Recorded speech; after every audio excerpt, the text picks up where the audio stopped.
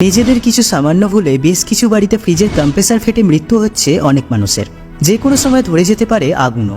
Fridge ব্যবহার করার ক্ষেত্রে এই কয়েকটা সাধারণ নিয়ম না মানলেই বিপদ। যখন তখন ফেটে যেতে পারে ফ্রিজ। এই সাধারণ কয়েকটা নিয়ম মেনে ফ্রিজ ব্যবহার করুন। ইলেকট্রিক বিলও পড়বে অনেকটাই কম। পাশ কাটিয়ে বিষয়টিকে এড়িয়ে গেলেই বড় ভুল করবেন। এই ভিডিওতে বলা 5টা টিপস আপনার জীবন এবং অতিরিক্ত ইলেকট্রিক বিল দুটোই বাঁচিয়ে দেবে। দেখুন, একের পর এক শিরোনাম। খবরে উঠে আসছে ফ্রিজের কম্প্রেসার ফেটে মৃত্যুর ঘটনা। গোটা পরিবার শেষ হয়ে যাচ্ছে। কিন্তু ভুলটা কোথায় হচ্ছে আপনাদের? ধরতে পারছেন আদৌ? একটা ফ্রিজ 365 দিন 24 ঘন্টা চলছে, অথচ তার প্রপার মেনটেনেন্স আদৌ কি হচ্ছে? ফ্রিজ কিনলেই হবে না, ব্যবহার করার আগে মাথায় রাখুন এই সহজ কয়েকটি নিয়ম। না মানলেই বিপদ। অনেক ক্ষেত্রে দেখা যায় বছরের পর বছর এই যন্ত্র এক নাগারে কাজ করলেও সেটির সঠিক রক্ষণাবেক্ষণ করা হয় না, যা কখনো উচিত নয়। কারণ সঠিকভাবে না রক্ষণাবেক্ষণ করলে ফ্রিজও হয়ে উঠতে পারে ভয়ঙ্কর। এমনকি সেটিতে বিস্ফোরণ পর্যন্ত ঘটে যেতে পারে, যার ফলে থাকে প্রাণহানির আশঙ্কা। মূলত আমাদের কিছু সাধারণ ভুলের জন্য এই ঘটনা ঘটতে পারে। যদিও সহজ কিছু পদ্ধতি মাথায় রাখলে এই ভয়ঙ্কর আশঙ্কা থেকে মুক্তি পাওয়াটা সম্ভব। জানুন। 1. ভোল্টেজের আপ ডাউন। যেখানে বিদ্যুতের হেরফের ঘটে বা ভোল্টেজ ওঠানামা করে, এমন জায়গায় কখনো ফ্রিজ ব্যবহার করা উচিত নয়। এতে ফ্রিজের কম্প্রেসারে মারাত্মক চাপ পড়ে এবং বিস্ফোরণ ঘটার সম্ভাবনা বাড়ে। সবসময় একই তাপমাত্রা বা ভোল্টেজ থাকবে এরকম জায়গায় ফ্রিজকে রাখতে হবে। 2.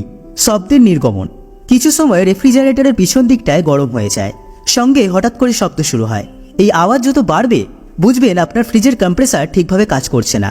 এই সময় আর রিস্ক নেওয়া যাবে না, কারণ রেফ্রিজারেটরে বিস্ফোরণের পেছনে সবচেয়ে বড় কারণ হলো এই কম্প্রেসার। এতে যখন কোনো সমস্যা হয় তখন বুঝতে হবে এটা আসল বিপদ, যার কারণে ফ্রিজে আগুনও ধরে যেতে পারে। তবে ফ্রিজ থেকে আওয়াজ বেরোনোর আরও একটা কারণ থাকতে পারে। অনেক সময় ঘন ঘন বিদ্যুৎ বিচ্ছিন্ন হয়ে যাওয়ার কারণেও শব্দের সমস্যা হয়। আবার অনেক সময় দেখা যায় ফ্রিজের কানেকশনের গন্ডগোল হলেও শব্দের সমস্যা হতে পারে। সমস্যা হতে পারে রেফ্রিজারেটরের ওভারলোডিং থেকেও। এমনকি বারংবার ফ্রিজের দরজা খুললেও কম্প্রেসারে চাপ পড়ে, তাড়াতাড়ি ফুরিয়ে যায় ফ্রিজের গ্যাসের পরিমাণও। সেক্ষেত্রে অবশ্যই মেকানিকের সঙ্গে যোগাযোগ করুন। 3. খেয়াল রাখুন এই বিষয়গুলো। রেফ্রিজারেটর মেঝের কাছে রাখবেন না, মানে একটা স্ট্যান্ড রেখে তার উপরে রেফ্রিজারেটর রাখা যেতে পারে। যদি দীর্ঘ সময় ধরে রেফ্রিজারেটরে সমস্যা হতে থাকে তাহলে সেটাকে পরিষ্কার করুন। তারপরেও শব্দ হতে থাকলে টেকনিশিয়ানকে ডেকে ফ্রিজ পরীক্ষা করান। শুধু তাই নয়, মাথায় রাখবেন কম্প্রেসারের একটা অংশের ত্রুটি ধরা পড়লে কোম্পানির সার্ভিস সেন্টারে নিয়ে যেতে হবে, কারণ কোম্পানি অরিজিনাল পার্টসের গ্যারেন্টি দেয়। এর পরিবর্তে লোকাল মেড পার্টস ব্যবহার করলে সেগুলি সঠিক কাজে না এলে কম্প্রেসারে সরাসরি চাপ পড়ে। সবথেকে গুরুত্বপূর্ণ বিষয় হলো বিস্ফোরণ ঘটার মারাত্মক সম্ভাবনা থাকে। 4. বিশ্রাম দিন।